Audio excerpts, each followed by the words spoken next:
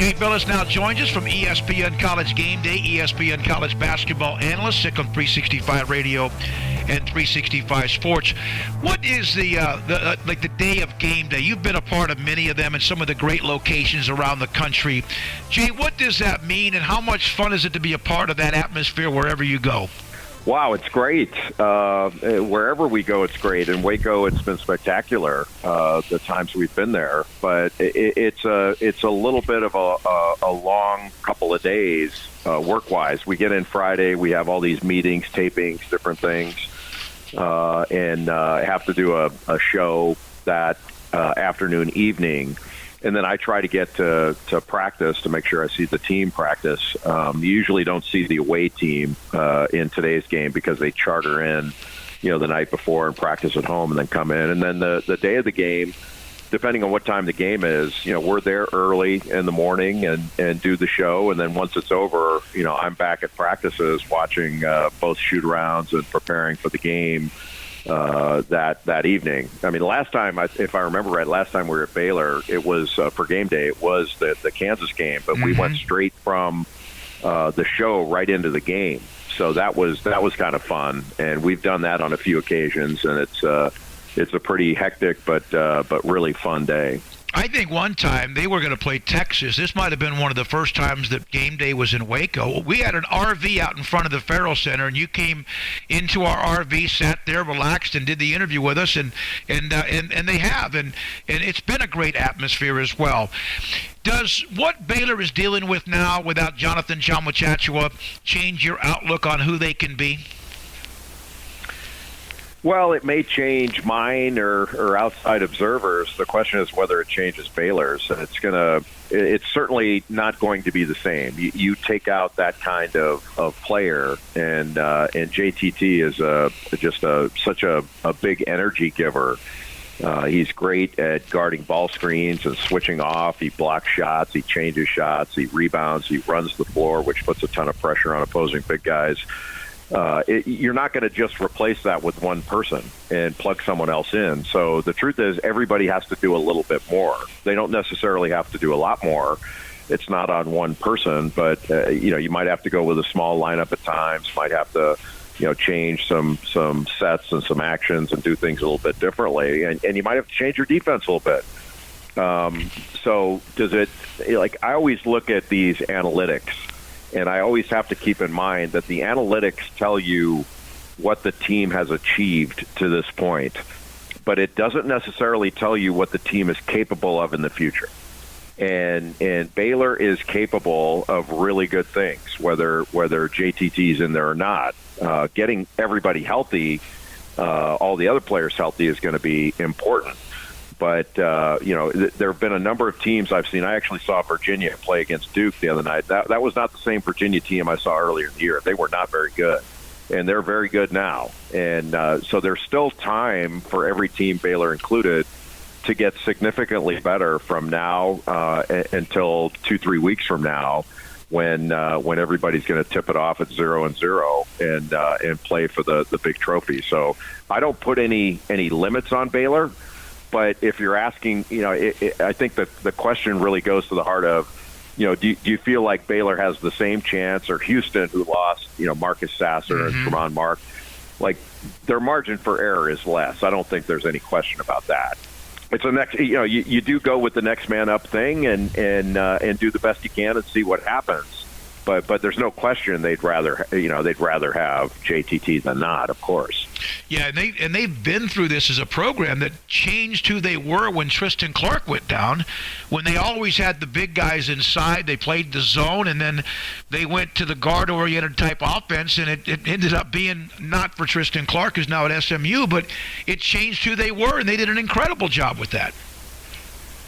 Yeah, it can happen. And one of the things, David, that watching this for so long and being around it is, players have roles on teams, but their role isn't necessarily who they are as a player. It's who the team is asking them to be, so that particular team can be a championship team. When things happen, whether it's in a game, if some player gets injured in a game, twist an ankle, unavailable, foul trouble, unavailable, you oftentimes ask a player to step out of his current role and do more. And maybe there are players who are role players because they can't do more, but I'm not convinced that's anyone on the Baylor roster. I'm not suggesting that, but what I'm saying is, oftentimes when there is this kind of adversity, you see players step forward and do more because they've been capable of it all along, but they've not been asked to do it because of the makeup of their team. They've got the Crier thing, which is the foot, and then Flagler, who was an absolute, almost a legacy night for him in that win against Oklahoma State on the road with what he did. And then Matthew Meyer's been kind of under the weather, something going on. His conditioning's down. When you see this team, how much, Jay, when you don't have people or you don't know, games are wins and losses, how much do you feel like it affects them during practice to keep sharp, even though there's not a lot of practice time during the season? Well, you can get practice in, but you don't get it in together. And there are certain times of the year, especially this time, where there are a number of teams around the country where their regulars aren't playing in practice. They're getting a little bit of individual work and maybe a sweat up, but they're not getting 5-on-5 reps, and that can affect your team chemistry a little bit and sharpness as a group.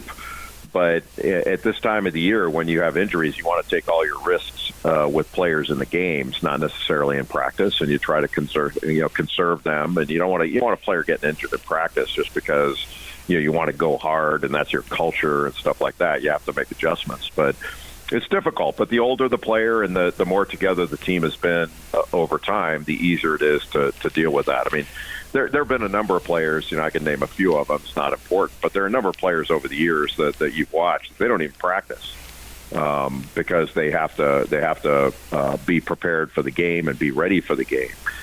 They go through walkthroughs and all that and might shoot a little bit, but they're not getting in heavy-duty practice like the rest of the guys. Kansas at the top of the standings, Texas Tech, of course, with Mark Adams. Kansas had to deal without Remy Martin throughout most of this year.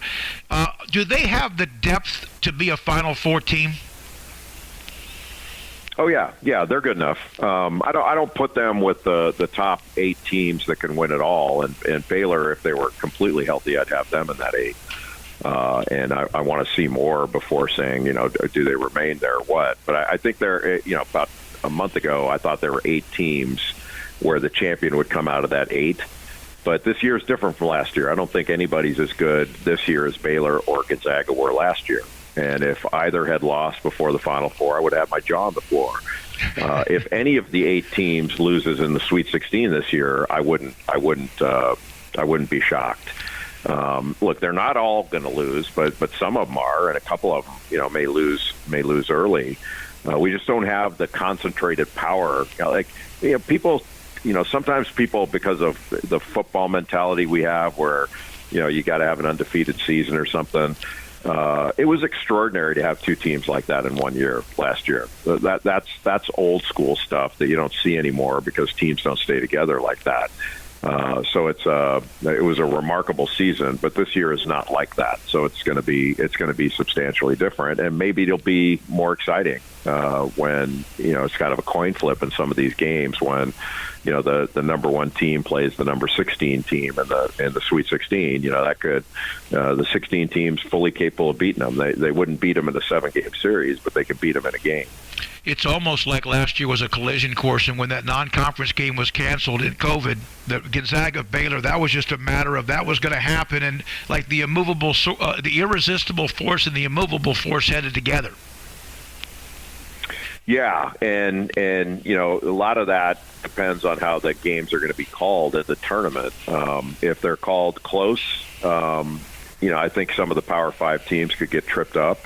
If they're called close, if they're called the way the rules say they should be called, the way the officials, the supervisors say they should be called, then I think some of the Power 5 teams might have a difficult time adjusting in a given game.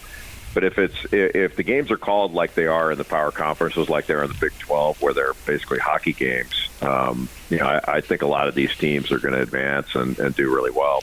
You have been saying that. You've been talking about that. That's been one of your core things this year. And maybe not just this year, but the way the game is played. Is it getting back back to the point where it's no blood, no foul in some cases? Well, I don't want to suggest that. I mean, if you look back at games in the the 70s, the 80s, and the 90s into the early 2000s, the game was not anywhere near this physical. And by physical, I don't mean boxing out on rebounds or things like that, or taking charges. What I mean is putting your hands on a cutter and grabbing a cutter, or chucking a cutter, or having an arm bar in the hip of a driver, or two hands on a ball handler, which are automatic fouls.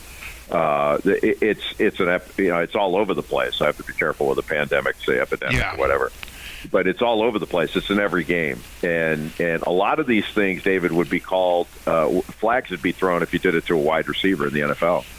That's where it is now, and to the untrained eye, people who are watching may not know, these are fouls. But if you compare it to the way the game used to be called, when I played in the 80s, we couldn't touch each other once somebody put the ball on the deck. You could do it with your body if you were going to stay in front in legal guarding position, but people thought it was more physical back then because there were no flagrant fouls.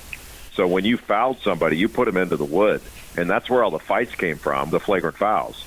Now, and I don't know how this happened, but I tend to blame the administrators, the supervisors, and the NCAA supervisor officials. They're not making the referees do it.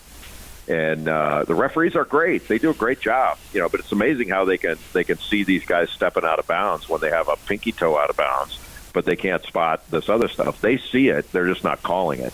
And these referees see just about everything. They miss calls. I don't complain about missed calls unless it's a stupid thing. But missing a call is one thing. But seeing it and ignoring it on recurring plays is the problem. And it's making the game more difficult for offenses to play. It skews toward the defense, and it's not any fun to watch relative to teams that are allowed to go out and score. And then you get the ball back, and you get to play at that defense against their defense with the same rules. That's what basketball is. Right now, we're not seeing basketball. You don't have to bring a double. You don't have to help as much because you can muscle a guy on a drive and angle him out. So it's a much different game this year than even it was 2 years ago. And I know the officials hate it when I point this out. I mean, they hate this because they don't want anybody talking about what they do except them. But I'm sorry. I know what a foul is, and they're letting fouls go game after game after game. It's not every game. Some games are called clean. But it's most of the Power 5 games, you're seeing it every game. I mean, I could sit down with you and watch Baylor versus Texas or Baylor versus Kansas, and I could point out 20 uncalled fouls and maybe more. And they're not going to stop doing it unless it's called. If we don't call those fouls, the players are going to do it more, and the coaches are going to teach them to do it because they're trying to gain an advantage. And the referees are the law. It's like if you're driving on the highway, people are going to go way over the speed limit unless you give tickets and slow them down. And that's the way this is right now in basketball. Jay, one more thing. Who has the best, you think, upside between now and the tournament? Kentucky's won without their guards. It seems like at times Duke flirts with who they are. And then, of course, Auburn had their run. And is there any Arizona? Maybe it's Texas Tech and Baylor or Kansas. Who, in your opinion, has the best upside going forward? I think Gonzaga is probably the best team because they're, they've got a 7-footer that can block shots in addition to Drew Timme, who can really score. And Chet Holmgren, the 7-footer, he block shots, he rebounds, and he can step out and shoot a three.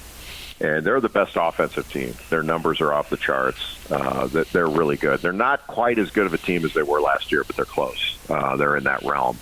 And you don't win games. Like, their league's as good as it's ever been, and they're ripping through it. Nobody's even touching them. So it's not all that much different in a way than it was last year. Arizona's just as they're probably more balanced on as far as they can really score and they can really defend. But they're still new. They still feel new to me. And Kentucky needs to be healthy to win. They can't. They're not going to win without their two guards in the lineup. If either one of them's out, they're not going to beat the very best teams in a tournament setting, in my view. They can, but they're not going to. And Texas Tech's really good, but I tend to think that you're going to need to be a super efficient offense to win the whole thing. A bunch of teams can get to a Final Four because if the big shots fall down in your path and all that stuff, winning 4 games is not easy, but it's not as difficult as winning 6 when you're going to play other teams that have won 4. So yeah, I mean, how that is, but I think it's going to be, it's not going to be wide open. Everybody says this every year. It's going to be wide open. The best teams are going to advance. A few of them are going to get picked off and slip on a banana peel and lose, but I think the champion's going to come out of the top 8 teams. Jay, as always, thanks for your access. Appreciate your time. Look forward to seeing you Saturday in Waco. Can't wait to get to Waco, David. Great to talk to you. Thanks for having me. Jay Bilas of ESPN on Sikkim 365 Radio. This is your 50